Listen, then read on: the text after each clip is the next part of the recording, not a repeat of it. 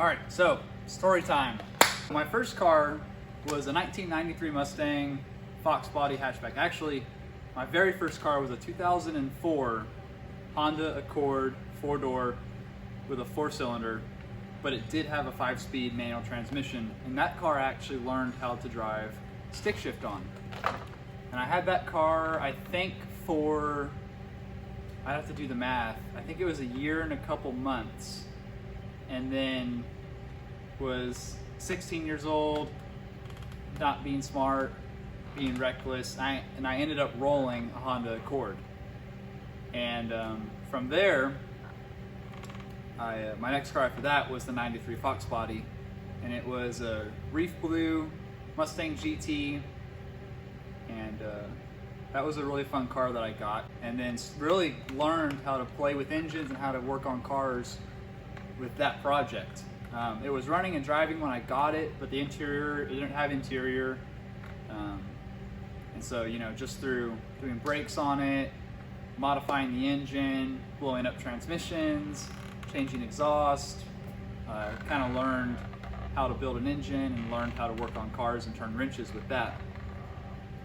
That car I had, and got some GT40P heads for it, which, if you don't know, they're like the best cheap Ford cast iron cylinder head you can get that's not an aftermarket cylinder head. It's the best factory Ford head you can get for them, which they're still junk, but they work.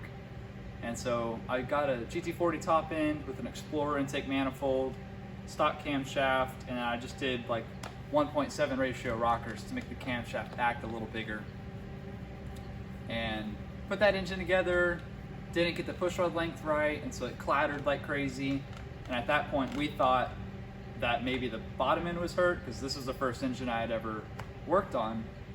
And so we took that engine to a local engine builder. He rebuilt it, you know, bearings, rings, and then he was the one that realized, hey, your push rods are a little short. So he got longer push rods, everything ran great, and I drove the piss out of that engine. That engine lasted me about 6 or 8 months when I spun a main bearing on it somehow.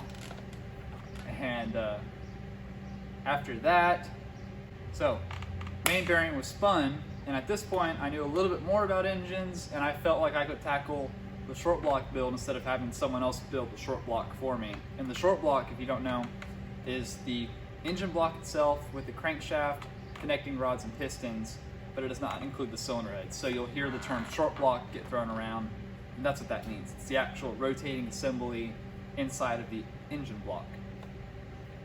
And so we pulled the engine out, took it to another machine shop to have them machine the block for me, and then my plan was to stuff it back together. However, while I was waiting for that shop to finish machining it for me, I ended up working here at Smeding Performance, and so got the engine block, and they had already machined it for me. They bored and honed it to 30 over, parallel decked the block for me, and so I got that block. I reused the stock crankshaft. I did little aftermarket scat rods, little forged pistons with, you know, flat tops. It was like 10-to-1 compression. I ported the cylinder heads, put bigger valves in them, did really nice custom springs, did a really giant camshaft, just a huge cam for a 306. It was a cubic inch, was a 306.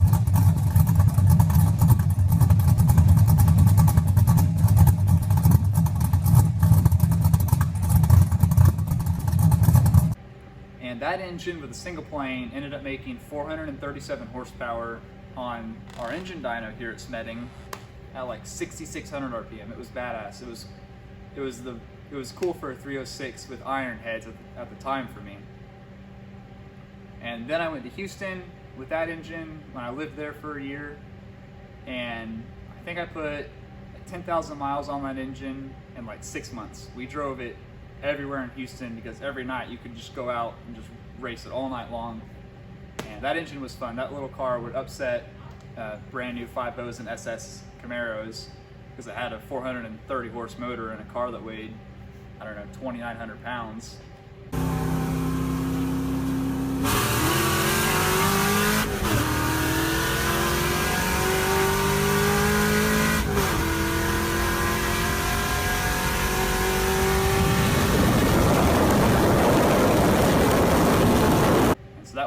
fun motor.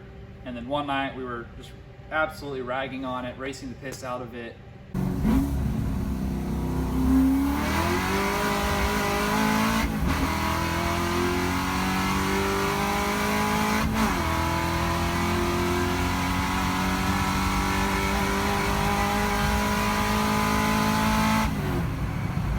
And I dropped one of the exhaust valves, broke the head off in the motor, and I shifted out of third gear, put it in fourth gear, got back on the gas, and it was just boom, white smoke, gunshots going off under the hood, and it's like, oh no, we did something bad. This is not good.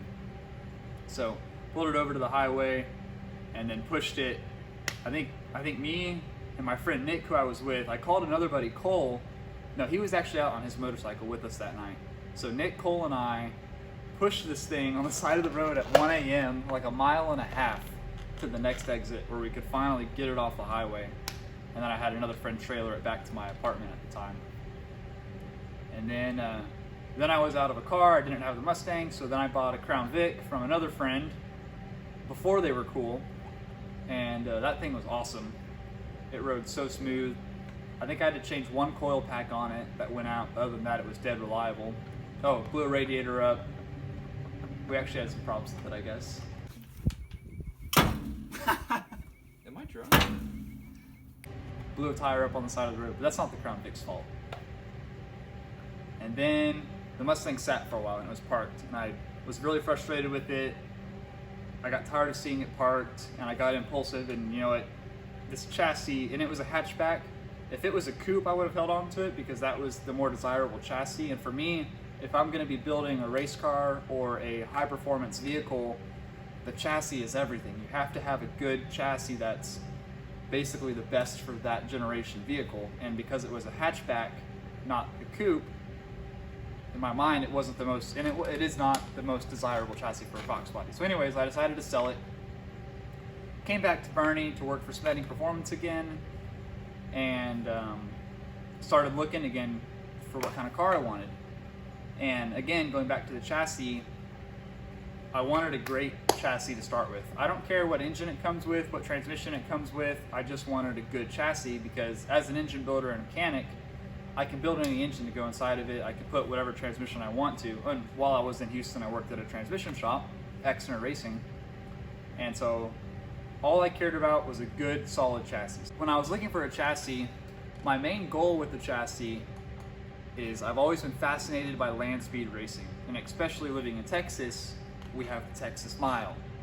And the Texas Mile, I can remember being in middle school looking at videos of Ford GTs, Dodge Vipers, and Lamborghinis going to the Texas Mile, and it just put such a passion in me that I knew that's what I wanted to do.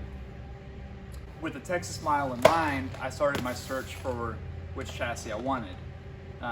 Camaro, not very aerodynamic, pretty heavy, so that one was ruled out pretty quickly. Mustang, great chassis. Cons for the Mustang, again, weight, aerodynamics, and it does not come with an LS. So that was a big thing in the back of my mind. If I got the Mustang chassis, I would need to pull a bunch of weight out and then swap the LS into it. So then Corvette, very lightweight, super aerodynamic. However, all of the base model Corvettes are target top. And for Texas Mile, you need the most sturdy chassis possible, because if you're ever in an accident, that target top is just going to flake apart and you're in trouble. So the only Corvettes that came with a fixed roof were the Grand Sports and the Z06s. The Z06s were out of my budget, and I really didn't want to, even if I could make it happen and get a Z06, I would almost feel bad about bastardizing it and making it a strictly Texas Mile race car because of what the Z06 chassis was actually built to do. And again, the Grand Sport platform is still an expensive car compared to Mustangs and Camaros. So I was, constantly going back and forth. Camaro, Mustang, Corvette, Mustang, Camaro, Corvette, going back and forth. And I forgot all about the FRC coupes for the C5 generation. And if you don't know what the FRC is, FRC stands for Fixed Roof Corvette. And it was actually the predecessor for the Z06 of the C5 era. When the C5 was coming out, the FRC Coupe was actually codenamed the Billy Bob Corvette by the engineers and R&D teams. And its job was to be the lowest optioned Corvette you could make that would be affordable for everybody. However, I think it was 1 or 2 years before it was supposed to launch, they decided, hey, scratch all that, make the chassis as sturdy as possible, but we're still going to sell it with as few options as possible, and we'll go ahead and give them the Z51 suspension package, which is like the track pack Corvette package at the time. And so the FRC came out in 99 and 2000, and then in 2001 it evolved into the C5 Z06 when they did a little bit different shocks, a little bit different sway bars, LS6 engine, changed the gearing and the transmission, and sold it as the Z06. So once I rediscovered the FRC coupes, that was my answer. I knew the FRC coupe was the perfect chassis for what I wanted to do, which was set the Corvette record at Texas Mile. And at that time, literally within a week of realizing that, I found one for sale that was owned by a friend of mine from high school that was 5 miles away. It was this torch red 99 FRC coupe. It's all stock, and it was the absolute perfect chassis. The price made sense.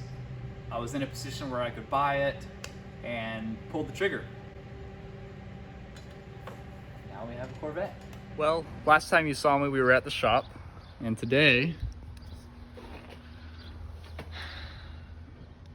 we already have the Corvette completely torn apart.